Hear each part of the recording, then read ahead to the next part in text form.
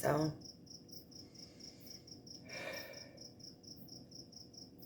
I'm just going to tell my truth as it is. I feel like I'm being tested on this twin flame journey. I feel like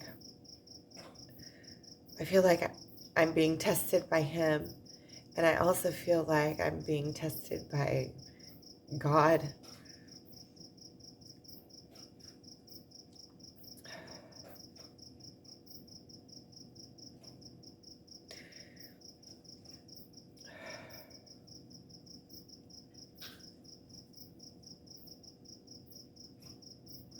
So I'll tell what happened in the physical world, and then I'll tell, well, it's kind of simultaneously all the things that are happening. So I was just at the beach. I met my twin there after I haven't seen him in a few days. I hadn't seen him since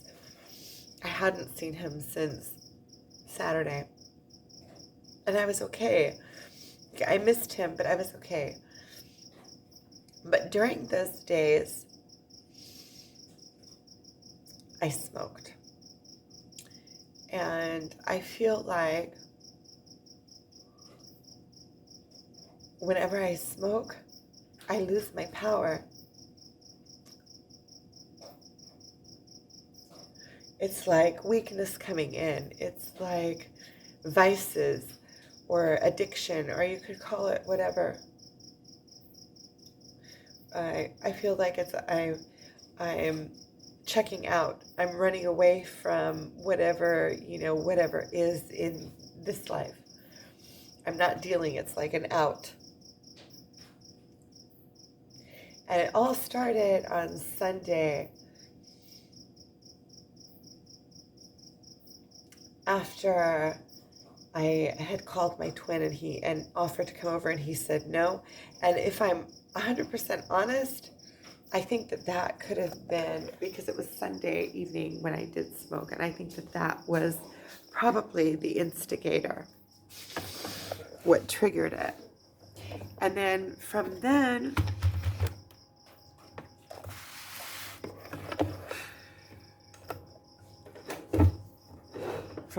I didn't see him on Monday, and I didn't see him on Tuesday, and I smoked both of those days.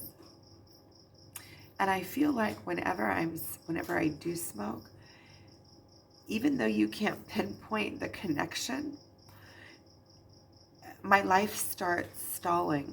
Things start stalling. All of a sudden, I can't concentrate during the day, even when I'm not smoking, if I smoked like the night before.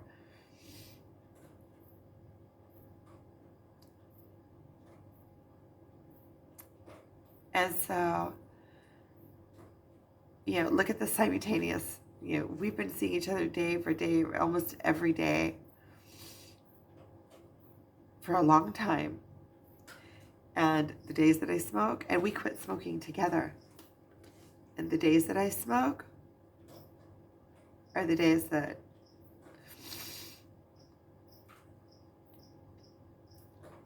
even though it always works out, it's somehow like this, but it always works out that way. So just now we were at the beach, okay? So here's me telling the story. All right. How I feel like I'm being tested and how I feel like everything is coming in like the back door. And I'm seriously, this is how we get our lessons on the twin flame journey, because I just spent the last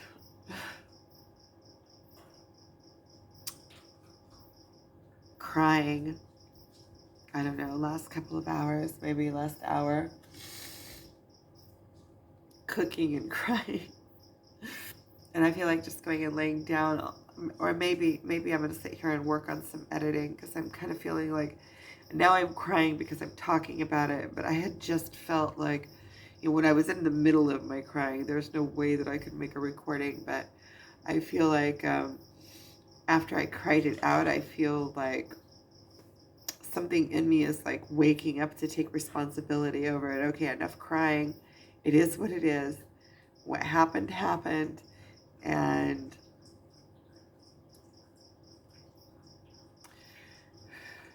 just get the lesson. And if those weaknesses were in me, then they're burning out. Because it's like, at first the world tells you nicely, and then the world comes and nudges you along, and then the world smacks you, and then if you still don't wake up, then the world comes and like trips you all up, and you fall smack on your face, bust your teeth.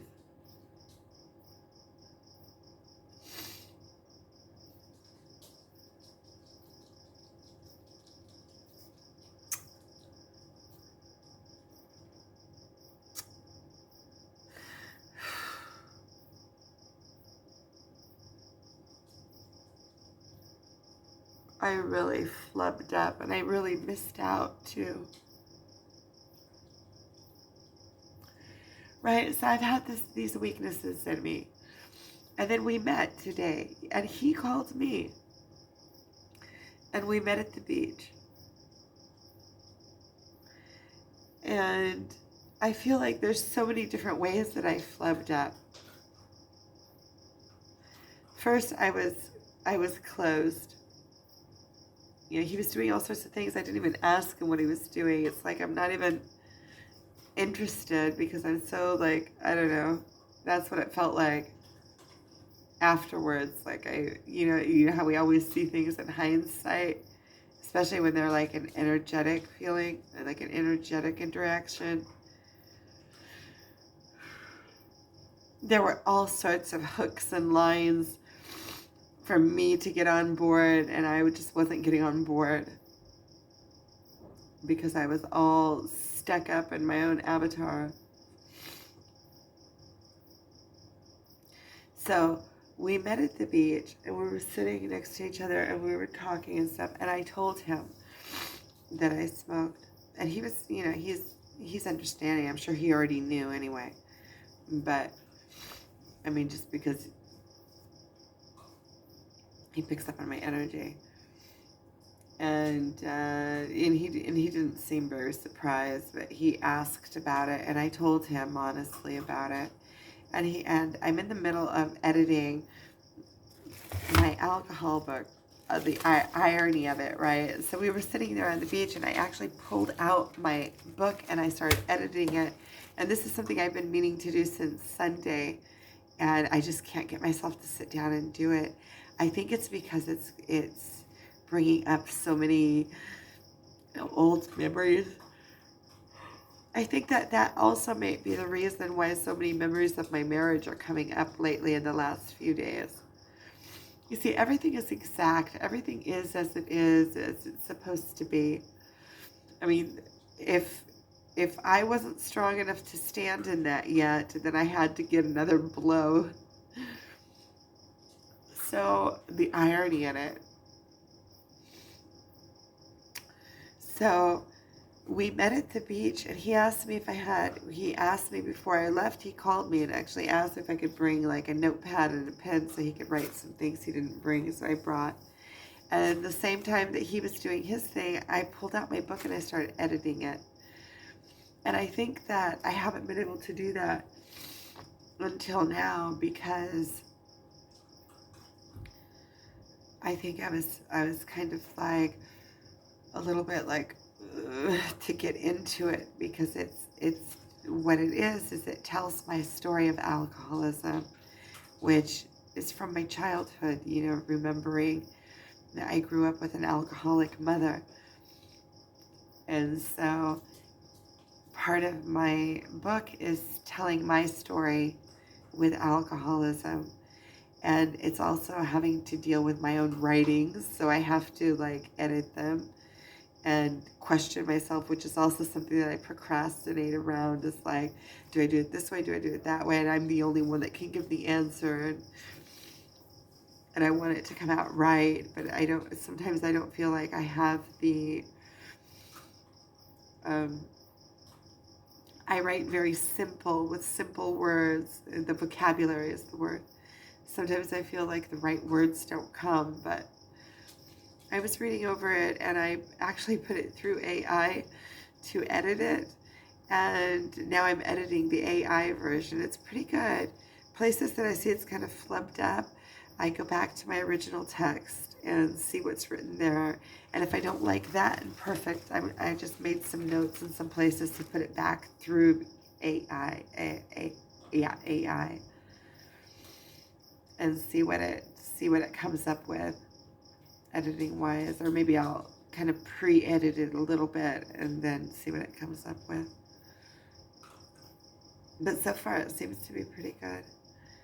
And so while he was doing his thing, I sat there and I started editing my book, which is something I've been procrastinating around all week and feeling like pretty crappy about myself, because that was a goal that I set for myself. And I'm proud of myself. I sat there and I edited quite a few pages. I got quite a ways in. And I saw that there's nothing to it. You know, it's just telling the story. And I also feel like that because I was sitting with him, something in me was really calm. I feel like I'm at home with him, like I came home.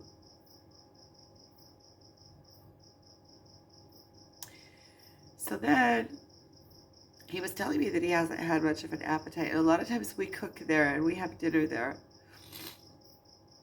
And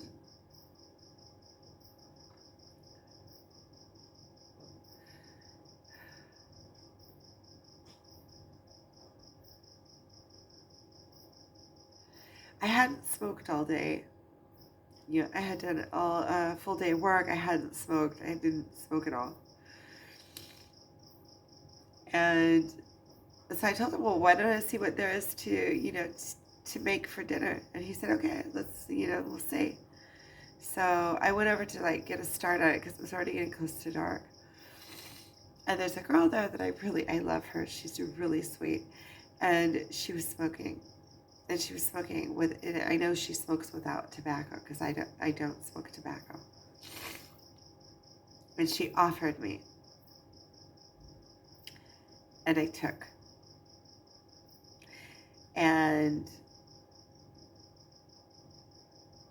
a few minutes later, and I was talking with her, and a few minutes later, my twin gets up and he packs up his things and he said, I came to say goodbye. I said, what? Well, stay. We're going to have dinner. And he said, no, I'm going with my feelings. And I realized that I put myself completely out of sync with him into a completely different atmosphere. And I fell into my own weaknesses. It's like I'm paying for my weaknesses, because we would have still been there. You know, had I gotten up and had I done and not fall into my addiction, then the whole atmosphere would have been different. It would have started out different from that point. And the thing is that before that, he asked me what I was doing tomorrow because he might be going somewhere, and he said he didn't know yet, that he would let me know. But I already feel like, I don't know, we'll see. I figure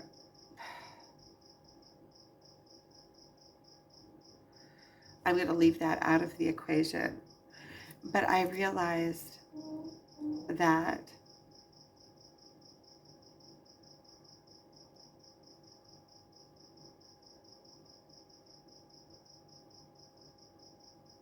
it was me. Like, I had an effect on that situation. I feel like I was being tested, and it doesn't matter regardless. And so then I said, okay, well, I'm not going to stay. Because I already talked to the girl. I told her we were going to make dinner or whatever. And she really wanted me to stay. She was really happy that we were going to stay. And then I said, no, I'm going. And I went and he waited for me. And I went and got my stuff so we could walk to the cars together. He said, no, you stay. And I said, no, I'm going to go. He said, okay, I'll wait for you to get your stuff. So I went to get my stuff, and we talked a little bit on the way, and I asked him, why he was going, what he was feeling. He said that pretty much, these are energetic, strong times, and basically whatever I'm going through, he's going through, but from his side, he's going through it in his own way.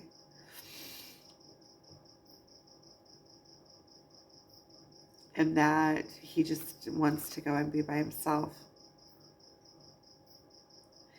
And I feel like I totally flubbed up, like in my own testing of my own self. And I'm paying the price. It's like when you realize that you're paying like this price, like I missed him. I really wanted to see him. I don't feel like I barely got to see him. We were there for maybe an hour and a little bit. I miss him. It's not the same as the chasing energy. It's not like, ugh. I just feel like sorry, and I feel like disappointed in myself. And I feel like, that's my responsibility. And then I'm missing out on a lot of things. Like this whole week has been kind of flubbed. And I feel crappy about myself. And I feel like the irony, I'm writing this book about alcoholism. Okay, so the alcohol part. First of all, I do want to say about the marijuana that I really do feel like it is medicinal and that it really did help me overcome addiction with alcohol. They're two completely different stories, alcohol and marijuana. They have different attributes to them. They're different animals altogether. And my twin asked me when I told him, because I felt like, I have to tell him. Even if he already knows, I still have to tell him. It's part of the complete honesty no matter what, even though I do feel like there's other places that I still am seeing and finding places that I'm not standing up in because my ego is getting in the way. So I'm still finding little places like that. Like if he's looking like he is disturbed about something and because he's writing back and forth on his phone, then I should ask him if I am a good friend and I'm clear and clean of whatever, then a friend would say like, hey, what's going on? Are you okay?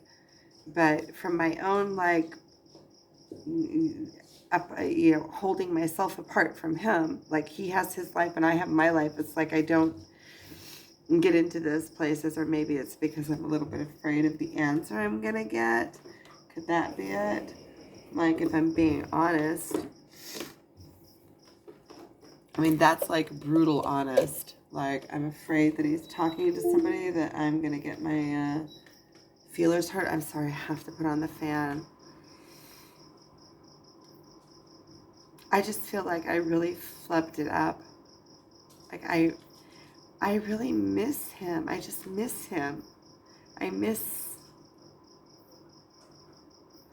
feel like I really flubbed it up. And then I had the feeling like, not only did I flub up, this evening, but it's the journey too. It's like the progress on the journey when I'm still falling into this hole. And I also feel like I chose marijuana over him, because a few minutes later we were having the conversation and he asked me if I don't think that the marijuana in some ways is similar to the alcohol, which is the irony of me editing the alcohol book.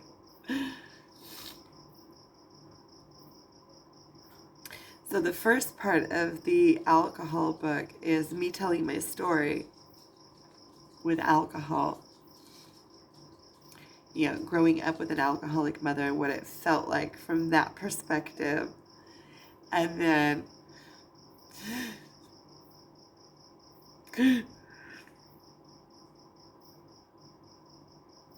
then slowly falling into the alcoholism, and I tell in there about my marriage and what I felt in there. I don't go into depth in that, but I touch on it. And about going to rehab and how hard it was to make the decision, and about my divorce a little bit.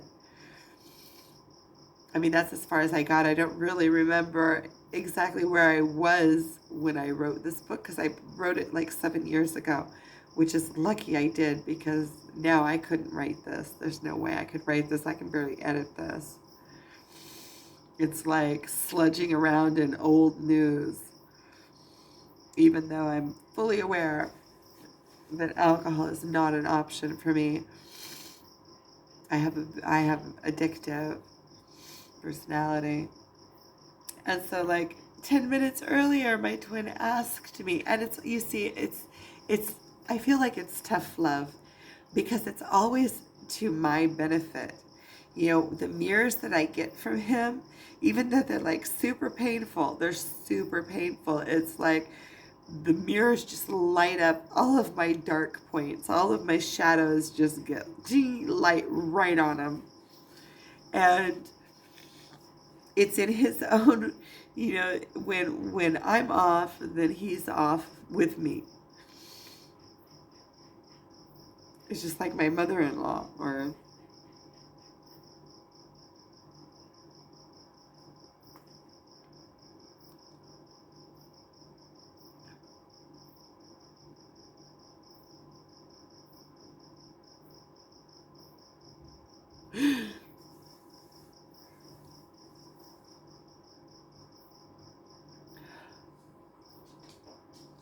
and the second part of the book is what goes on inside of the alcoholic's mind, because there are loops that go on in your mind that keep you down, you know, like shame and you know, there's all of these mind loops that go on inside of your mind. It's like Dr. Jekyll and Mr. Hyde. In the morning you're one person, and you gradually, you can't trust your own self. You can't trust yourself. And about the process, how when I went into rehab, it was very difficult. And so I feel like this past week I've been like dredging up all these old stories. I've been talking about it, like my husband, my ex-husband, my marriage. I've had all these memories from my marriage that are coming up. And now with the alcohol, even now I'm talking about it. I've been talking about it the other day. I was telling somebody about it and how it felt. And so I'm like reprocessing a whole bunch of things. And then the marijuana's coming up. And then like this mirror that I got this evening, you know, not only did I miss out on the good fun, you know, the fun part of the evening of cooking on the fire and, you know, being able to spend time, I missed out on that. And he missed out on that. We both missed out on it.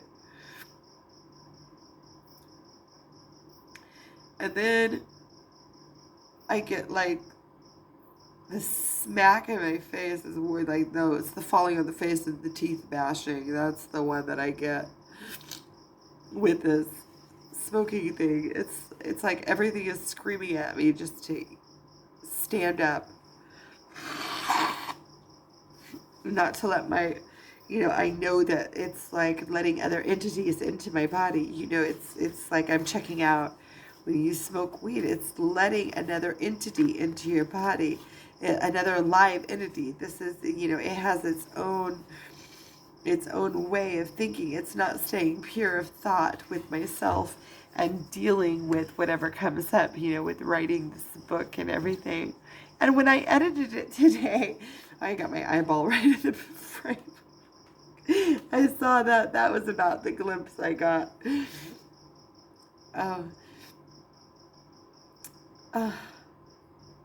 See, this is my God's work. Putting myself out there with, if you would have told me 10 years ago, I just read this part in my book that I wrote, It's a book. I'm talking about a book, but it's like 11 pages. I mean, if I want to make it more pages, I'm gonna have to make it small. I don't know. Maybe I'll put some fat pictures in there. I have a fat picture with a beer. I don't know.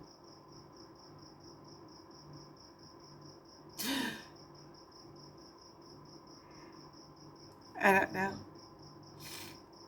I just want to get it out. But one part that I read in there was that my therapist, when I first came back to Israel and I was twice the size I am now and I was drinking, and now do I realize how insecure I was in myself. I mean, the work that I've done since that was 10 years ago almost. 10 years.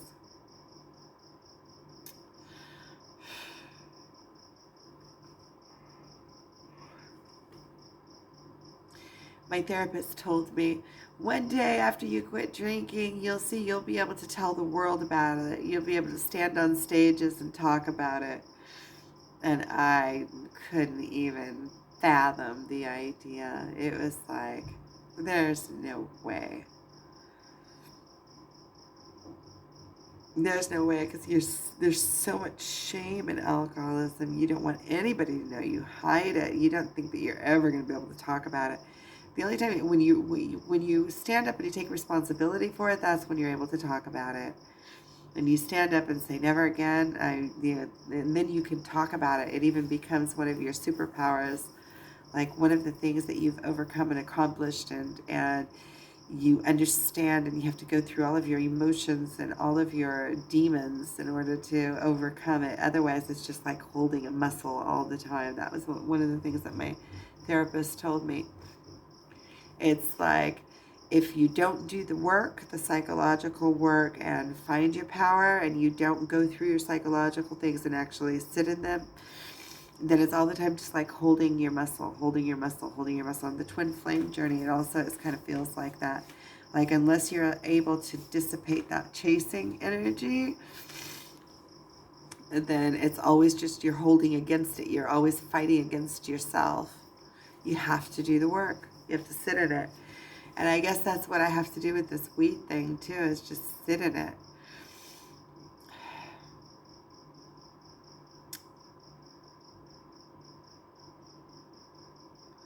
It's like, I'm disappointed in myself, and I know, there's no value in it, there's no good in it, but there is good in it, because it's a good push-off point. You know, it's like something comes in as a smack, and you get it. It's like, I really missed out. And by my own doing, by my own doing. And these are the kinds of lessons that we get. I know that by smoking, I am taking myself further away from my ascension. Because your ascension, you can't come into the gates of finding yourself and coming into your full power, the gates of heaven, with a vice. It's just not, you don't come in with a vice. Then you're not fully standing in your power if you're leaning on marijuana to raise you up there. So these lessons, I know that ultimately they're good lessons, but in the micro, like the little, I miss, you miss out. You get it's like tough love. It's like super tough love. It's like the divine's tough love.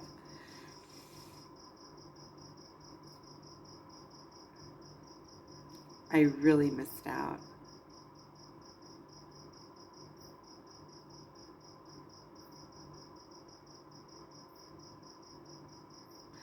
And then, he already told me that he was alone for a few days by himself, pretty much. I mean, his son was there, but one of the days, so that was good. But the other couple days that he was just by himself and kind of in bed some of the time. He said because the energies are strong, are like, there's powerful energies now, and that we're going through the same thing but in different ways. And so I get it. I get it. We're at the same, we're even. Each of us have our own things to deal with, our own demons and our own things to overcome. And then when we were walking out also, like I told him a little bit how I feel like I'm being tested a little bit by him, but mostly by God. And he said that he's not testing me. But I feel like God flows through him to me to hit those reflections. Just like God flows through me to him. And that's the whole journey, is these like God reflections back and forth of your highest self. And so by me smoking, I changed the whole atmosphere. I chose the smoking over him, and something in the energy changed, and he picked up on it. It's like being one sober person amongst a whole bunch of, it's like me not being with him. It's me checking out.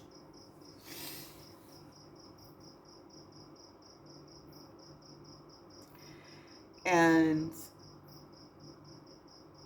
I know that there might be people out there that are saying, oh, she's being hard on herself and he is just being a butt. What, he can't accept that she was smoking or whatever. But that's just giving me an out. The deepest love is tough love because it's for my own good. And not only is it for my own good, I feel like it's not like he really has a choice in it. That's his part of the journey. Those are his things that he's dealing with, the energies that are coming up that are making him move, and I can't, whatever, it's just like he could say, well, why would she go and smoke? What, she can't not. It's, those are my weaknesses and my lessons that I need to go through. What she couldn't stand with me. I mean, I could look at it from that side too. So each of us have our own lessons that we're going through, and one of my weaknesses is that.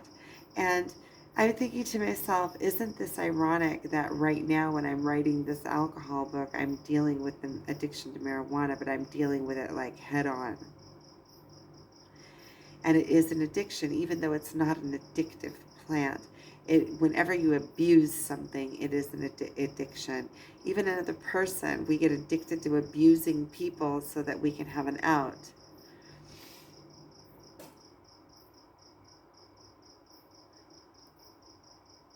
Or feel better in ourselves, or blame somebody. Blame is an addiction. Any of these things that give us relief from having to take responsibility and stand up in our own strengths are addictions. And you could call them also like jinns or genies. I did a video about them. I still need to find that channeling that I did about jinns and put that up. It's a little off the wall. Maybe that's why I'm procrastinating around it, because it really talks about how wherever we're not standing up in our strengths, we're leaving the back door open for demons to come in. And demons can come in many different forms. They're entities that are around us all the time.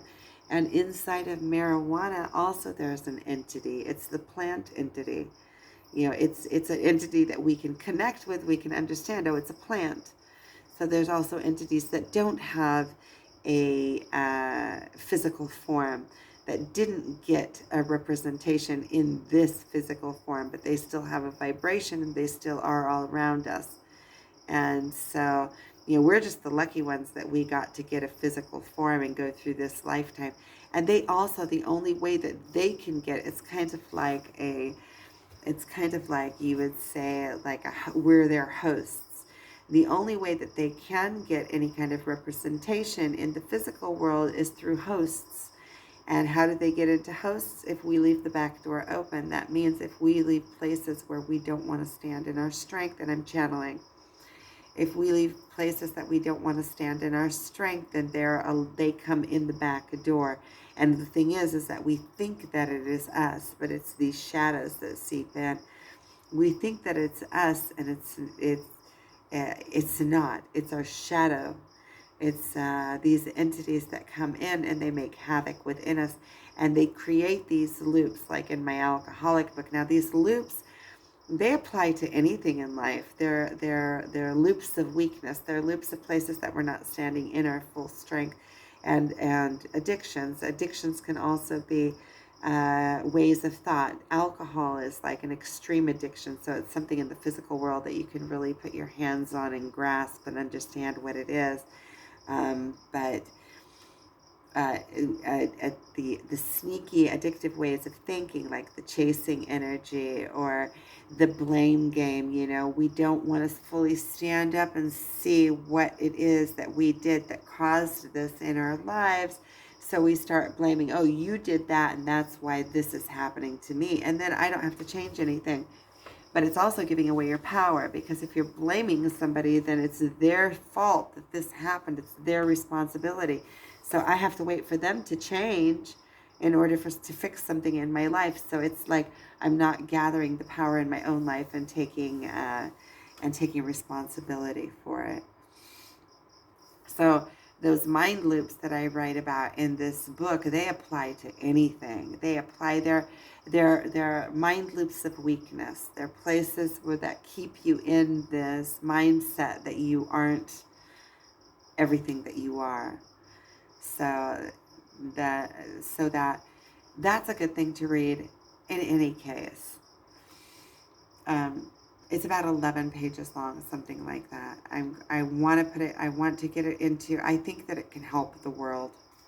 I really think that it can help people that are struggling with addiction to understand their own mind, because I had to go through all of the addiction. Now it feels like it's child play, because I've come so far in this spiritual addiction.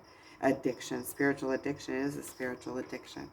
Spiritual awakening and rising. I've come so far, and especially in this past year or so since I met my twin, it's just been like, I feel like a rag doll getting like tossed around, like in the mouth of a lion. And I feel like I'm being tested, and then there's like, it's all divine, but it's all connected to my twin. But how could it be? It's so divine. And every time I feel like I'm on the fast track. I feel like I'm on the fastest track that there is, and I feel like the fastest track that there is to ascension and to overcoming all of my weaknesses. And my twin was telling me a couple of points that things that he's overcome, and he's doing really good. I'm like really proud of him, And I feel like in the two of us, if somebody's lagging in their work,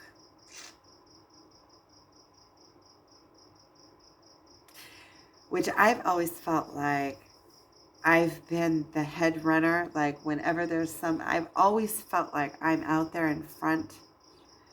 And on this, I feel like I'm lagging, like we are of the same essence, and he keeps dragging me along. And I keep on getting flubbed up, and I keep on getting flubbed up, and I get flubbed up in the same places. I feel like there's a closeness that is growing, that is growing, that is growing. And there are things that we are doing together, and I keep getting flubbed up and running off a track.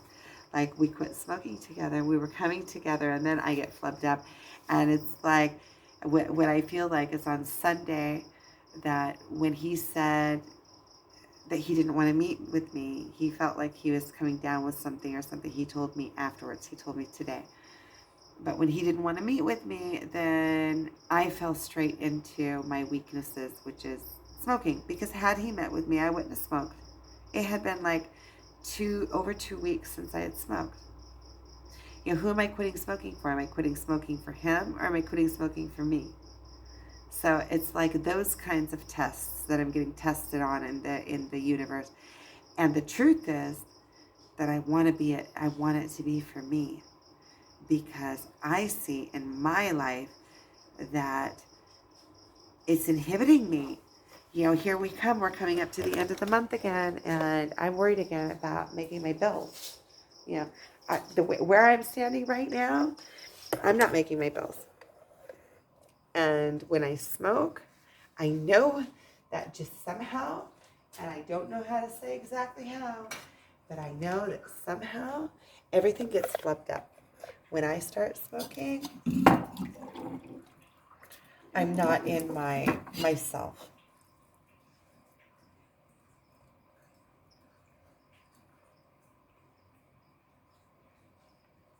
And I had this like fear that I was going to lose my spirituality if I quit smoking. And I saw in the end that that's not true at all. If anything, I have far more clarity after a while of not smoking. My thoughts are more clear and precise. It comes through precise. And I feel like I missed out on other opportunities that I don't even know what they were because I was smoking. I feel like there were opportunities that were waiting to open for me. And because I made the wrong choice of smoking, which who am I to say it's the wrong choice? I mean, obviously it's the right choice because it's the choice that I made. I have to overcome those weaknesses in order to stand up on my own. I mean, that's just the way it is. And apparently, if I'm still falling down in that little hole, then I haven't overcome the weaknesses yet. That means that I still have to go through them until I get the lesson. And today I got a pretty gosh darn good lesson. I felt like I got the air knocked out of me. I felt like I really flubbed this one up. And it's detrimental to me. I missed out for me. Not because I need his approval or not because it doesn't feel like that. It doesn't feel like that's the energy around it. It feels more like it could have been a really cool evening had I not changed the entire atmosphere by my weaknesses.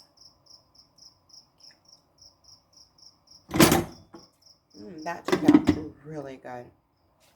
That's about the best rice ever.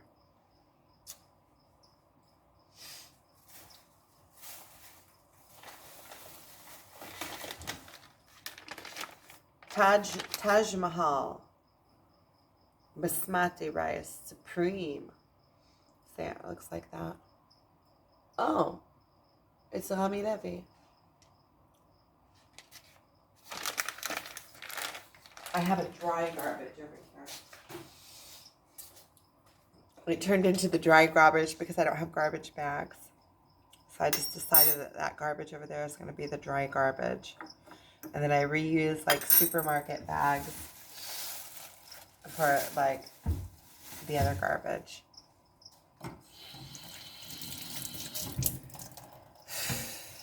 I really missed out. I feel now like I was crying because I'm talking about it, but now I just feel like determined. I feel like what?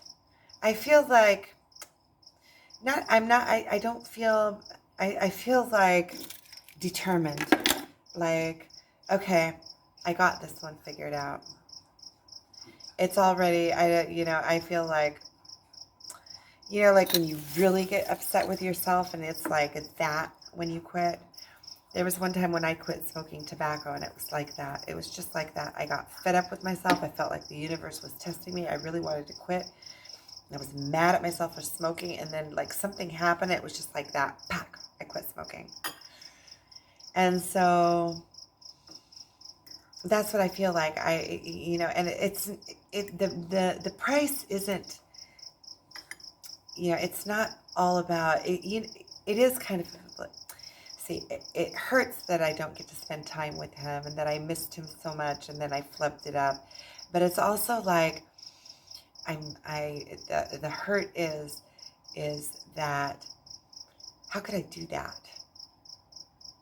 It's seeing my weakness. It's my own doing, having to stand up and take responsibility in that. It's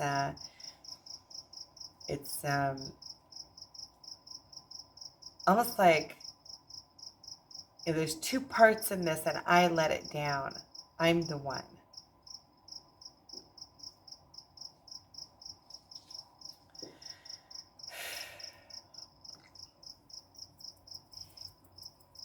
And then his mother called me, and we were talking. She's so sweet. She's so sweet. She knows just what to say when she'll come in with something completely off the wall that you wouldn't have thought about. We were laughing. But I told her that I was feeling kind of, and she said, why? And I said, yeah, I didn't tell her why, but I said that basically because she knows, like, with him, like the mirrors that you get, like when like you get mirrors. So I I said it in words that she understood. And she said, well, then he must be right. And I said, yeah. And she said, you deserve it. And I said, yeah, I know.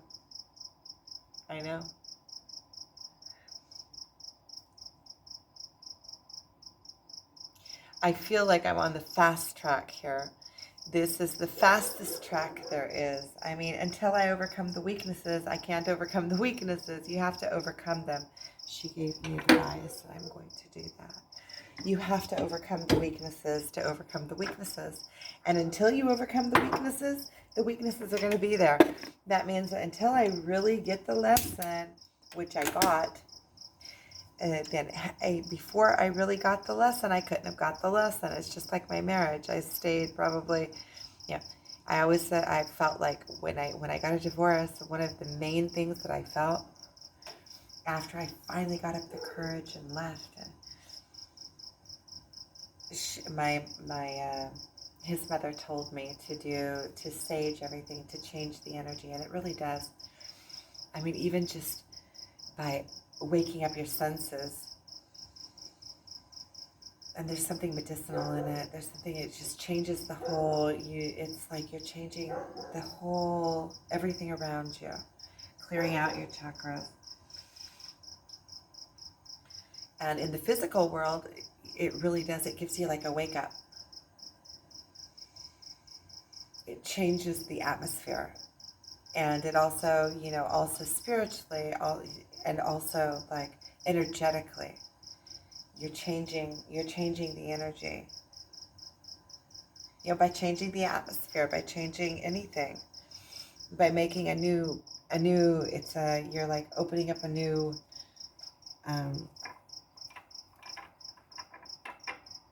portal of time. It's like up until this moment, and then you wake up, and then it's like there's a new moment. I get it. And that's a good time for me to eat too in that. It's rice and cooked cabbage from yesterday with some tahina on it. And so I feel like when I got a divorce, one of the things that took me the longest and the hardest to get over was, why did I wait so long? Once I was able to like leave, and then it was like, you just get up and you do it. And then it hit me like a ton of bricks. Why did I wait so long? I could have done this years ago. And then after a long time of like, I had to go through like this mourning all the years that I had lost, all of my young years, all of my vibrant years, all of my 30s, most of my 20s, most of my 30s. Okay, so most of my 20s and most of my 30s. I left him after 17 years, and we got divorced after 20 on the paper. So, see how much I'm talking about him lately? Or about the marriage? And so that was one of my sticking points. Why? Why did you stay so long? You could have just left. It was so easy once you did it. But I know that I couldn't have left before I left. There's no way. It had to have gotten to a point that was so bad that I had to get to that low point in order to kick off. I had to choose life.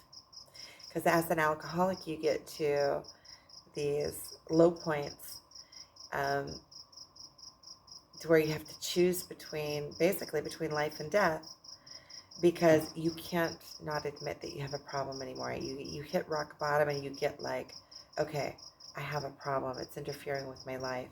And now you either have the choice of choosing to fight, to crawl out of it, or if you choose to just give in. Now, if you choose to just give in, that's a real quick, slippery slope. Because once you choose to give in, there's nothing holding you back. Up until then, you're like holding and you're this, but if you just decide that I'm never getting out of this, then you just like let yourself go into the alcoholism, and I say very quick, you find your end. Or you choose life and to get out of it. So I chose life, and I knew that, and it's the same thing with the marriage. Like, it has to get to a point where it's bad enough to where you choose, no matter what, you're going to go through the hardships. And I knew that the divorce from him was going to be very difficult. It was for years and years and years. Anything you could think of, any kind of cliche that you could think of that goes down in a bad divorce, we had it going on. And I take up my responsibility in it as well. But I was oblivious. I see that now. So I'm seeing that this is getting close to an hour. And so I think I don't know. I'm just going to be, let whatever comes come. Maybe I'll sit down and continue editing that book, and maybe I'll put all of my efforts of quitting to smoke into that book, because I feel like maybe it's symbolic, quitting smoking marijuana while writing the book about quitting drinking alcohol. And it also feels like the two things go hand in hand. Like, how do you write about quitting alcohol and addiction when you're smoking weed and it's kind of an addiction? So just proving to myself again and again and again, I keep on doing it over and over and over, weaning myself off of all sorts of things, including the chasing energy on this twin flame journey. It's just sitting in it. That's all it is. It's sitting in it and letting it pass, and it dissipates. Even if it dissipates the next day, it still dissipates, because the opportunity is gone the next day. You wait until the opportunity is gone. And sometimes you act on it, and that's just part of it. That's just part of this journey, because we have to get smacked up against the wall a certain amount of times and then go through a certain amount of pain in order to overcome it. Without going through it, you can't overcome it. So I feel like I'm standing into my, I'm standing into my full power, and tough love is taking me on the fastest path into this ascension. Because if he were giving me outs, if he were allowing me that behavior, and I don't even know if he's doing it on purpose or if it's just his mirror and his avatar, the circumstances made him feel a certain way, which makes, it's like that yin and yang thing. It's like when one person is off, the other person is off, and somehow the opposite way. It's kind of what he told me, that he's going through it, his difficulties, and it's a very, very sensitive time, and he's very sensitive. So I feel like there were places that I could have been more sensitive also. I feel like there's places that I'm still finding places that my ego is getting involved. Okie dokie, my son is home, so I'm going to end this here. So thank you for watching.